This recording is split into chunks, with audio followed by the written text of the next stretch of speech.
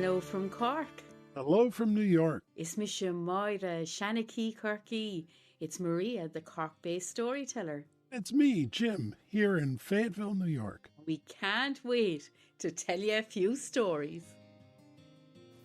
Oh, it's great to be here today. So we're in still the darkness of winter, and we're beginning to stretch forward at this stage towards spring. And in Ireland, we're looking forward to the season of Imbolc.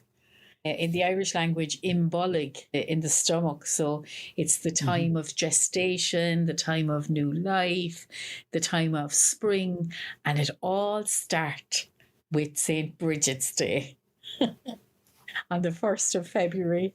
And I tell you, Jim, I wish it was here now. I've had enough of winter. Well, you probably don't know this, but in the Jewish year, there's more than one New Year. There's a New Year for Passover. There's a New Year for the high holidays. There's another New Year, but we're about to come up to the New Year of the trees. It's another new year, and it's the new year of finally there being warmth and the ability to flourish. So it sounds kind of like the same. It's very similar to the Celtic calendar. Like we're coming out of Samhain and the winter and the dream time and the death time and into the sleep time and the dreaming into existence time, the nourishment time. Yes. So isn't it amazing how different cultures who were totally separate from one another over time come up with similar calendars? Absolutely. And how we associate the seasons with different kinds of characters and different personalities. Yeah. Like we all seem to agree that winter is death. Or the deep sleep, We look forward to coming back to new life in spring. So, yeah, that's definitely true, Well, I think you probably have a story about a woman that's associated with this time of year. I do indeed, and it is Brigid. So Brigid is an amazing figure in Ireland. She's Ospel Mór na hÉireann. She is the primary female saint in Ireland. So everybody outside of Ireland knows about Paddy's Day, St. Patrick's Day, which will be in March. But in February, we celebrate Brigid's Day. And when I was growing up, that was a day for the women. So the women kind of went off together and we told one another our secrets and our mothers handed us on the mysteries and things like that. It was a lovely day of appreciating being a woman and being a nourisher. This story is about when she came Lane to Sarah Gugunte Corky, when she came on her holidays to Cork. So at the age of 8 years old, her father called her in. And she was always known as the threshold saint. She was born in the lintel of the door. And as her mother was leaving, she put her hand up on the lintel of the door and the pangs of childbirth came upon her. So she was born between the outside and the inside. So straight away, she was a bridge between worlds, even when she couldn't even talk, even when only her first breath had been taken. Her father was the high clan leader and her mother was a slave, they think maybe from Wales. So she came between poverty and great wealth. So this was our Brigid, and this was her before she became what she's known for today, which is the great nourisher of nations and the protector of pregnancy and all of this. So when her father called her in, she thought it was because he wanted to show her a new trick of hunting, or that he wanted to show her how to run a little bit faster. But instead of that, he said, look, from now on, I want you to call me the Ceann Comhairle, when we're in front of other people, which was his official name. It's like a king, Jim. It's like saying Your Excellency or something like this. And she thought he was joking. You mean I can't call you my dad? And he said, no, because you're 8 years old now. And when you're 14, you will be ready for marriage. And she got an awful start in herself. And she said, what? And he said, yeah. And from now on, from this day forward, you'll have to wear a guna, a dress. And she looked at him as if he was mad. And she said, how will I be able to climb trees and go hunting and run with the boys if I am going to be wearing a dress? And he said, you will do what you're told. I'm your Ceann Comhairle. And she thought about it, and he gave her a beautiful dress, much nicer than the dresses that her mother wore. But as soon as she put it on, it felt like very constricting, like golden handcuffs. It felt really, it wasn't true to her nature at all. She couldn't run any longer. But the next gift he gave her was a knife. And she thought, oh, what am I going to learn to do with the knife? Are we going to go hunting?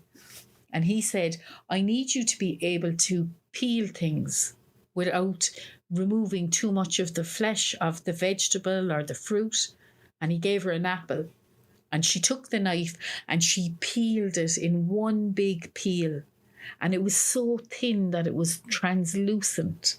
And he hung it on the window and the sun began to shine through it. And he said, my goodness, you didn't take one bit of the flesh.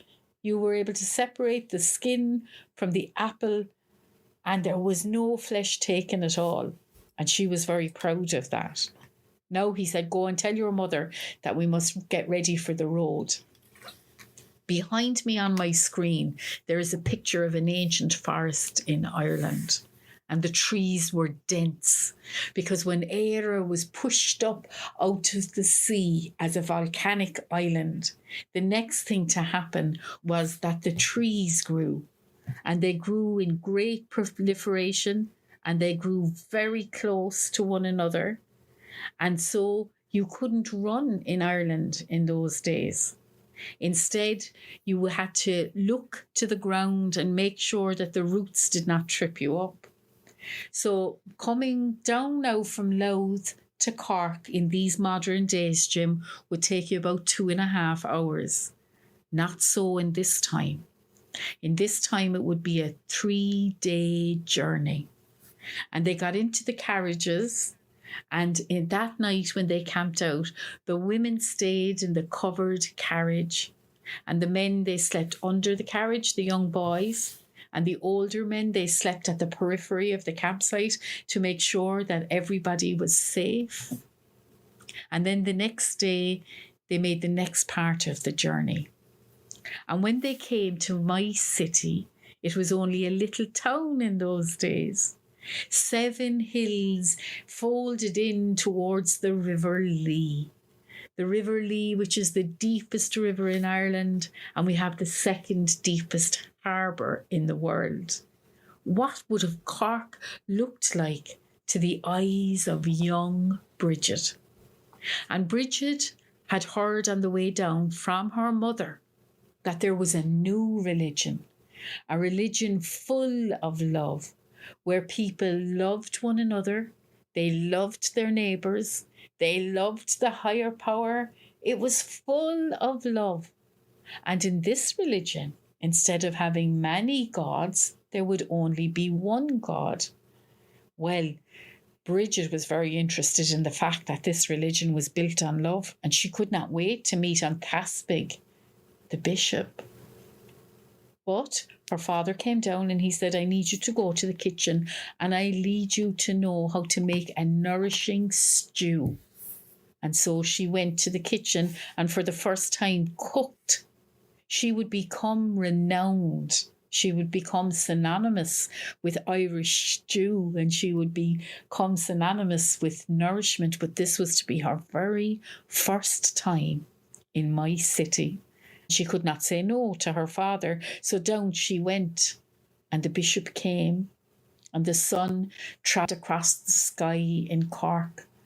And her mother began to question the bishop and she found out that in this new religion, women could not say mass. Women could not hear confession. Women could not be leaders. And she thought, oh, I thought this would suit my daughter, but now I'm not so sure. And just at that moment, Brigid rushed into the room like a gust of spring wind. She took her famous cloak, her cloak off, and she threw it behind her, and she sat at the table and she looked into the eyes of the bishop, whose face had gone green and his eyes began to pop like a frog's eyes. And he said, hello. And she said, Conas Tatu, how are you? And he said, I'm fine.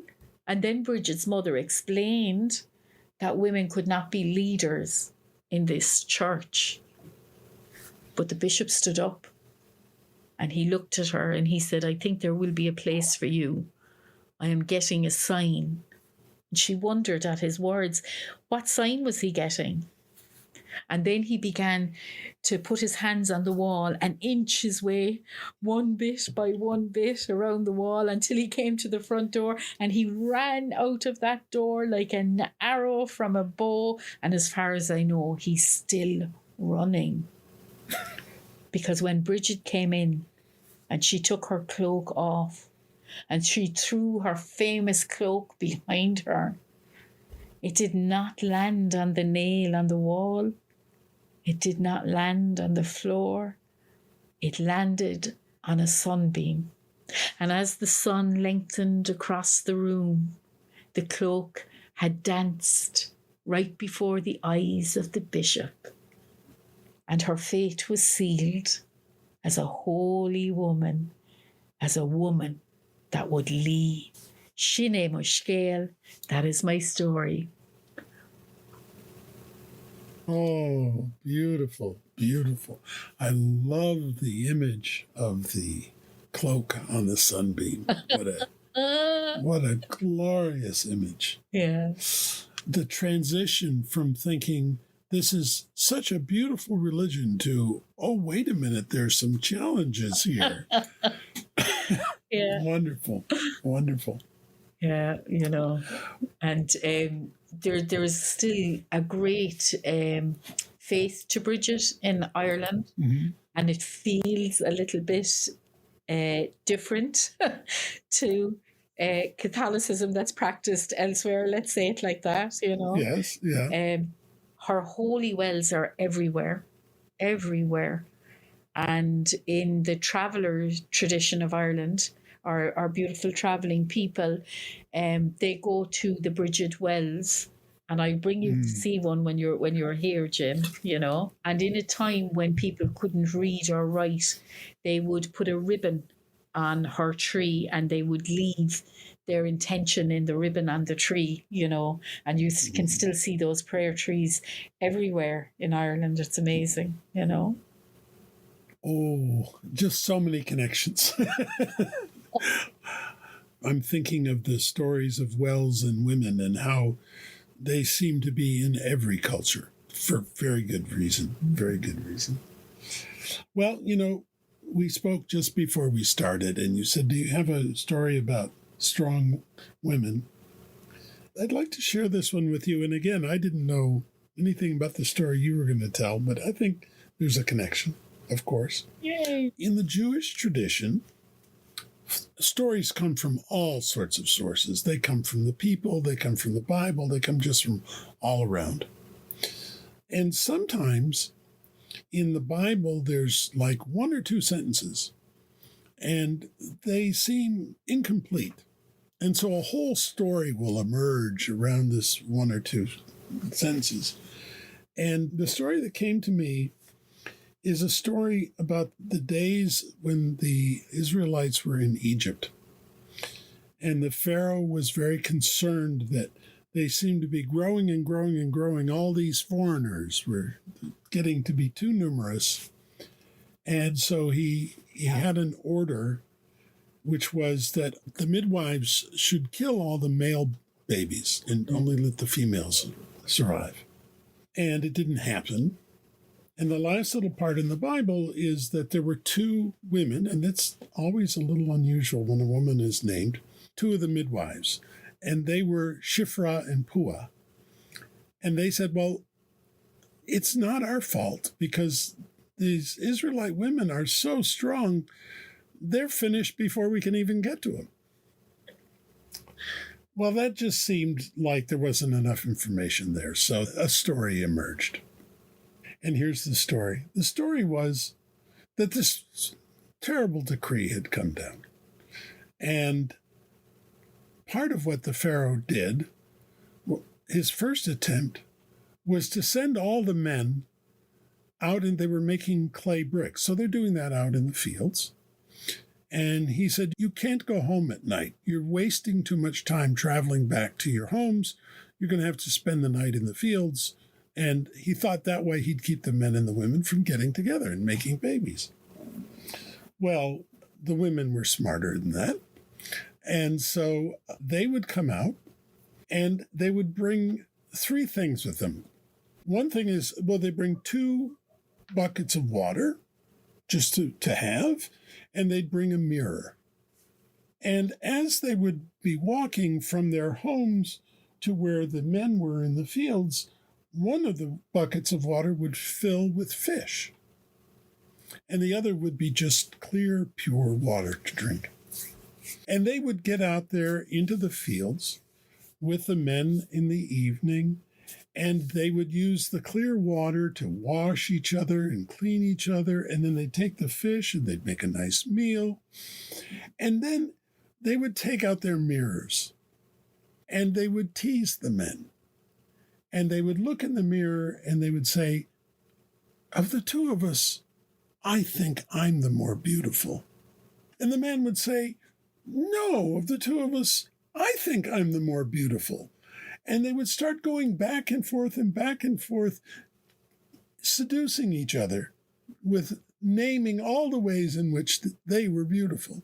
And of course, nature would take its course and they'd be making more babies. Well, when the women got to be full with child, they would stay in their homes so that they wouldn't be accosted by the Pharaoh.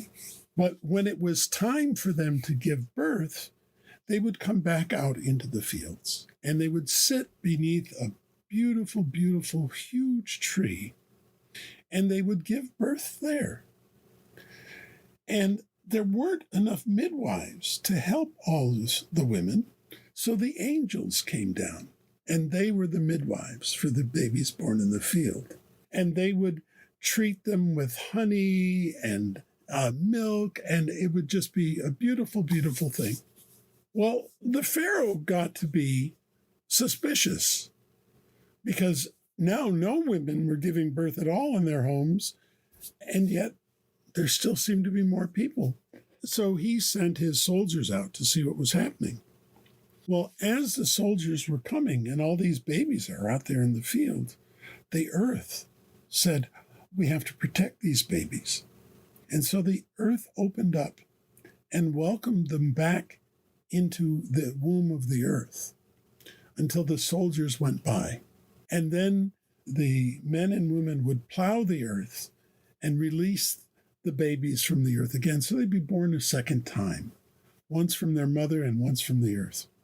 And then they'd come back, and by that point, they were born and they were grown, and the population grew.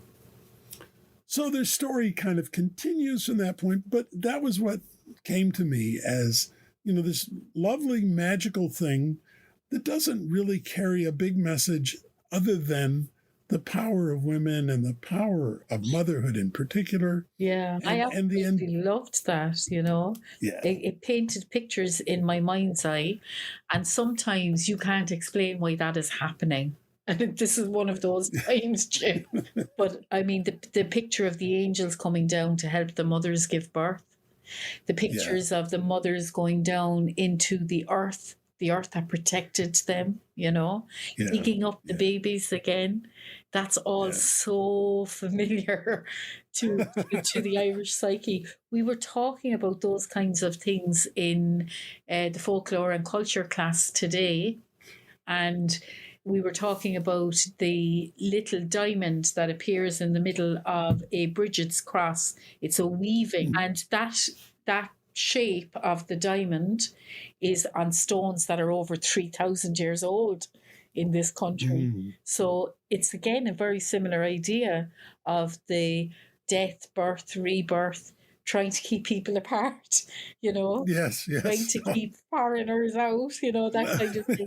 It's Yeah, amazing that we haven't learned those lessons in the yeah. amount of time we've been on Earth.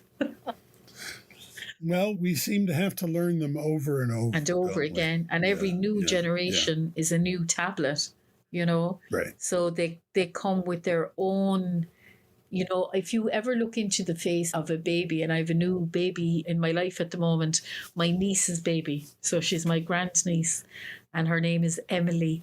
And when I look into her face, I just know she knows everything. She's just so wise. Hmm. And then over time they become the innocent children. But it's like when a child is born, it's like they have perfect knowledge. And then we train Hmm. ourselves out of listening to our heart, out of listening to our gut.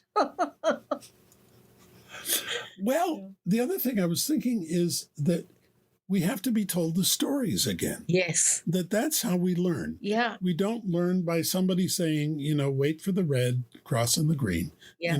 We learn the stories, Yeah. and that's how we really grow. And you telling that story leads us to have this conversation, That's right. and That's these right. conversations are so badly needed and so nourishing and so yummy. We always Mhm. go away smiling from these stories, don't we? We do. Well, I think it's worth mentioning that we are in the middle of planning some time together. We were so fortunate. We've met twice in person now, Yeah. once in Marrakesh and once in Woodstock, New York. Yeah. And we're about to meet again in Marrakesh again. Yes, on a great project. A project Great of bringing stories to the children, to the schools. We've been invited up into the Atlas Mountains of Morocco Yeah. and to work with people, not just in the cities, although we'll do that as well, Yeah. but to tell stories with children in the mountains, in the older villages. And Yeah. I'm sure we'll learn some interesting stories when we do that as well. That's it. Like Omar comes from a tribe that are in hundreds, not even thousands left of them. And the stories that he tells are so gentle and warming and yummy. And he brought those stories to the school children of Kerry when he was here last September, so it's going to be such a joy to bring Irish stories back there now, and to Right, build on right. that. And to hear yours, Jim, to hear the stories Well, yeah. bring, to the children, because To even the though children. we've told to adults together, we've never told to children together. No, you will discover that children are my undiscovered territory. So Yeah. I mostly tell to adults, but I know that every time I tell to children, there's just a joyful energy in the room that Oh, yeah. one never gets with an adult. It's a very different kind of experience. It is. They're different and both beautiful in their own way. But I hear what you say, and I definitely feel it's my natural habitat as well. I love working with children. I love leading them astray. I work a lot. I work a lot with school refusers, the most creative of our children. That's right. So, yeah, true story. So it is great. I really am looking forward to that. So that's going to be happening in April in 2026. And then Yep. hopefully, it's in train at the moment. There'll be a visit by yourself and lovely Jill to Ireland in Yep. September. So I'm looking forward to that Yes. as well. And we'll just keep building Just those keep story going. bridges. We'll just keep doing it. Yes. Yeah. Well, the last thing I'd like to say for this episode is that we have finally reached the point where we're ready to start inviting other guests to join us. And we won't tell you who they are, but we will tell you that they're coming from around the world.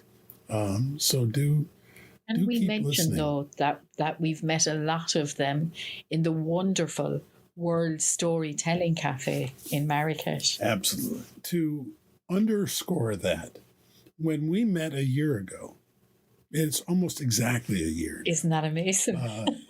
in Marrakesh, there were roughly 100 storytellers there from around the world. And you might think that how can you ever get close to 100 people at once?